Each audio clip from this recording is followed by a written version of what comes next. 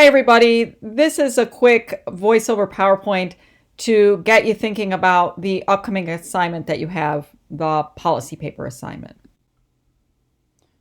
Okay, so the first paper isn't due for a while. It's due on November 3rd. However, you have a preliminary policy paper worksheet that's due on October 13th.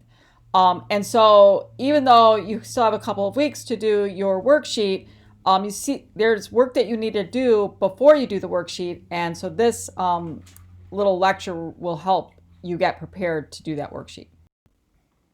Okay, so what is a policy paper? Well, the policy paper is you're writing a paper to make a persuasive case for adopting a policy that addresses a specific problem. This is not a research paper as such. A research paper, you just like pick a topic and then you research that particular topic. So let's say, for an example, the topic that you're interested in is teen pregnancy. If you were writing a research paper, you would do research on how much teen pregnancy is going on in the United States, what are the impacts of teen pregnancy, etc.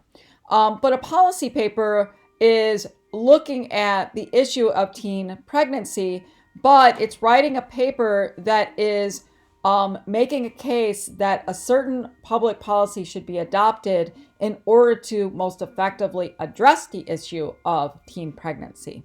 So you will be doing research for this paper to support the case that you're making for adopting your preferred policy. But this paper is not neutral. You are trying to persuade an audience that we need a new public policy to address this particular issue. Keep in mind that the audience for this is policymakers. So you're writing this paper in order to convince lawmakers, members of the House of Representatives or the U.S. Senate or your state legislature. You're trying to convince a governor or a mayor or a president. They have a role in what public policies are crafted and adopted. And so you're writing this paper to persuade a lawmaker to present a bill to Congress that is your preferred policy to address this problem that you're addressing in your paper. So again, all of this information is in assignments, but this just boils down what the main components of the public policy paper are. The first thing you do is you describe the public policy issue you're exploring, whether that is teen pregnancy, whether or not that's looking at prostitution and sex work. You might be interested in adoption. I mean, obviously, the public policy issue has to have something to do with gender and public policy. But what you choose is sort of based on your own interests. And I have some tips for how you might go about selecting your public policy issue.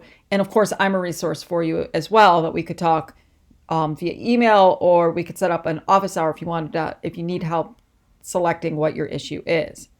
So in your paper, the first thing you do is you describe the public policy issue. You describe why you think it's a problem, and then basically you look at what's going on right now regarding that particular issue, right? And then what you would do is you would describe and evaluate the current public policy that we have in place, right?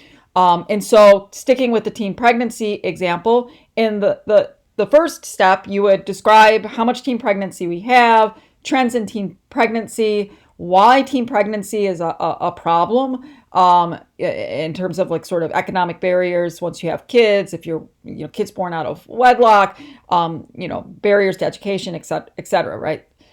And then you would look and you would say, okay, well, what policies are in place to address teen pregnancy?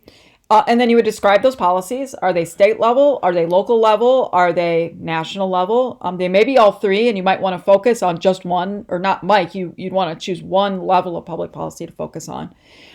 You describe that policy, and then you would evaluate what kind of job that policy is doing.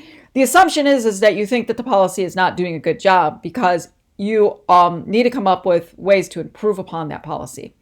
And so the other component of the policy paper is that you come up with two alternative policies that address the weaknesses in the current policy, okay? And I want you to come up with two, right?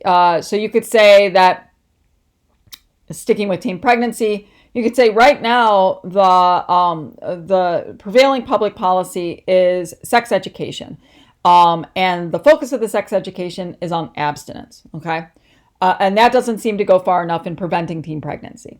So you would come up with some alternatives to that policy. Maybe one would be a more rigorous curriculum regarding sex education. Maybe another might be more rigorous and distribution of contraceptives, whatever it would be, right?